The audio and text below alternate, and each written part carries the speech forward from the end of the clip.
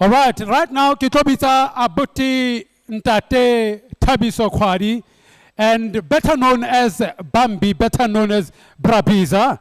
And now he's been in business for about 16 years, and there's many highlights in his business journey, of course, and we want him to share that with us. He's got passion for people, serving people, imparting knowledge and skills into people's, people's life, developing people and seeing Township growing and being among the top township in terms of economy. Biza. Biza serious. But I'm Biza. Biza on shapa kateria khalema matante shapa matsoho for Biza. Rodman. Thank you. Good morning, everybody, and welcome to Leashma. You know, when they ask me to come and give a speech about myself, I get so confused. Because there's so many things that I can say, and sometimes it feels like I'm blowing my own horn. However, I'm Thabiso. That's my formal name. The nicknames are Bambi, Biza. I don't know why, but I guess that was for a good reason. I was born and bred here in Atteridgeville some years ago. Right, I've been in business for formal business for more than 20 years, 16 years. Before then, I was doing other businesses and stopping them and trying them again, going back to formal work and all that, you know. When I started basement butchery, I guess you'll hear commonalities between all the speakers who are in business. When I started basement butchery, I had no cent in my name. Right? At that time, I lost employment. I was depending on UIF, and my wife was the only one who was working in the family. We used to fight a lot. Because of month end, I would say, give me that salary, man. Let's go and buy stock. I'll give it back to you. You know? From one-man show of basement butchery in 2010, 26 February, to this end is still standing. And with no financial support, of course, or formal financial support from any formal bank or lendings, you know? And what kept me going, and what I still use as a stick, holding stick towards running the business is one. I always tell myself, I won't start something to fail. When I start it, I must complete the course and win it. That's what I'm still doing even today. There are young people who come to me and say, but how did you make it? We want you to tell us how to get into this business world. And my question to them will be one, to say, why do you want to get into business? No, we see that you are making money, we want to make money. Then I'll say, stop right there. Go and look for work and get money there. Because of one important thing in business is passion. The love of what you're doing. But if you're doing business chasing money or the income, definitely you are going to trip along the way.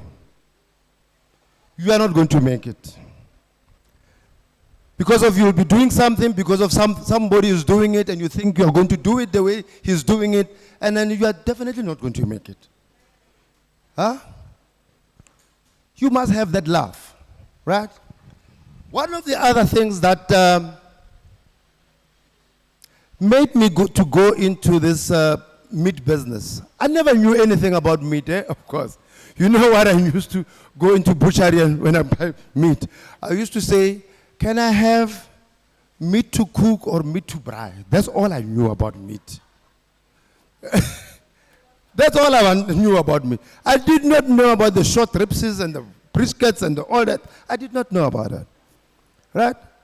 But however, the practice in the township was one. And I used to hate it. That if I want meat to fry on Sunday morning, I have to wake up very early because of the butcheries will open at 9 and close at 12. I said, what the heck? Why must I wake up so early and rush to get meat? Huh?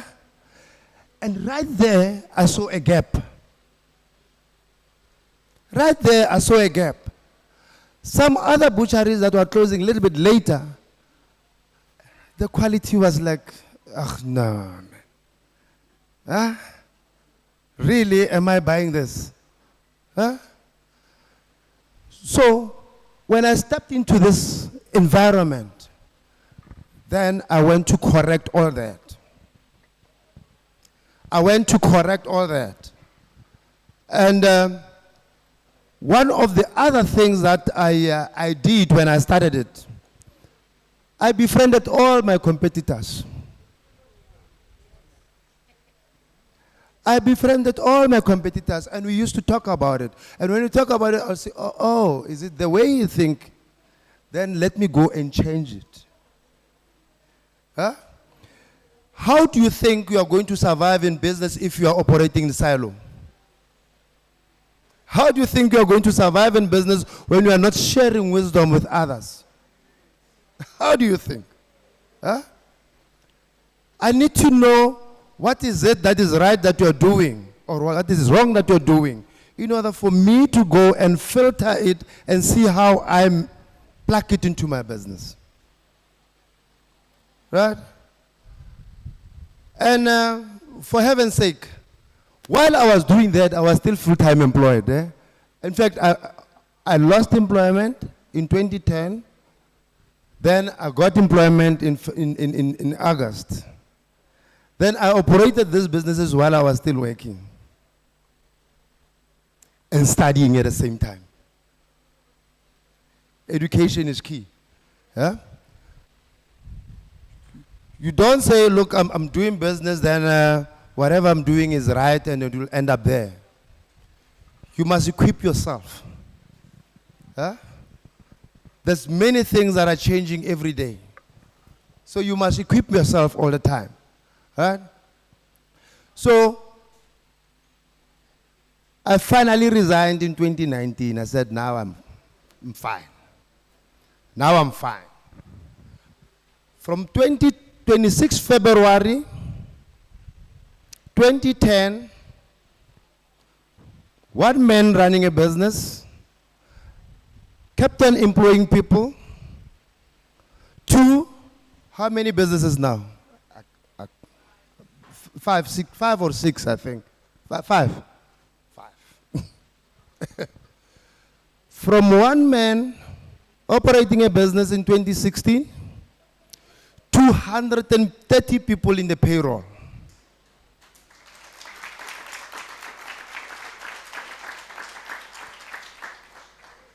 Of course, I would not have achieved that without the support of my family, my wife, and my kids, right? Whom my wife is now the COO of the whole operations, and my daughter is the general manager of all operations. Yeah, and my younger brother is also a manager here.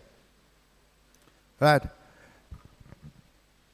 Why I did that, I'm trying to correct what I saw in the past. You know, we had so many businesses in the past. And we knew this business by the surname of that person. Yeah? And when that person passes on, the business collapses. Yeah?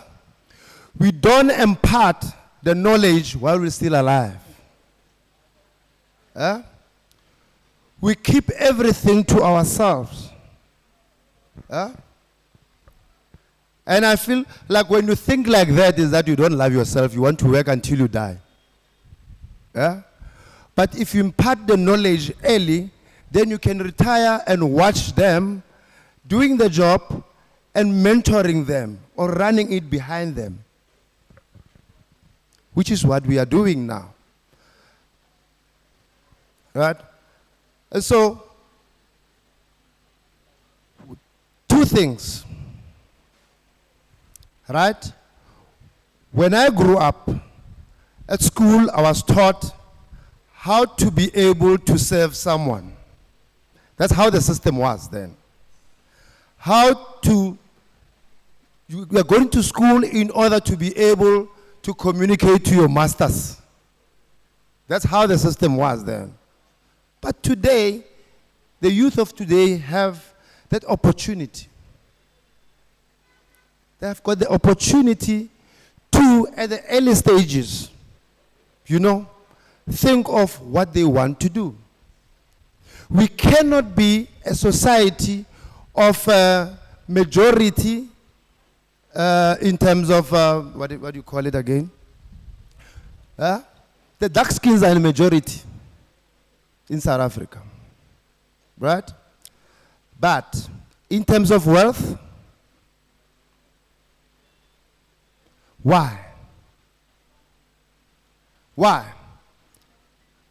Because of we don't collaborate, we don't talk business, we don't meet other people who are in the business in order to be able to start thinking business.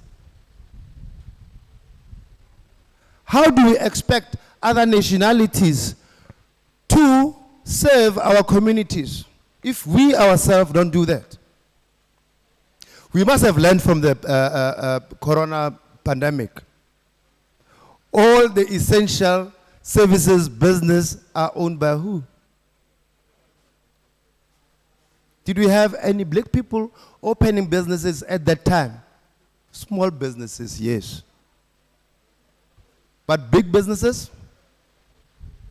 pharmacies, pharmaceutical companies, banks, where are we? Agriculture, where are we? Nowhere to be found. So we need to start changing our mindset. We need to start changing mindset. We need to start playing a role in the economy. Huh? Let's stop being copycats. I want to do air conditioning because of you're doing air conditioning and she's making money. Think outside the box. There's so many things that we can do within our community. Right? We need to start playing a bigger role. But let's start by identifying the gaps. And once you identify the gap, plan how you're going to address those gaps. And you love what you're going to do.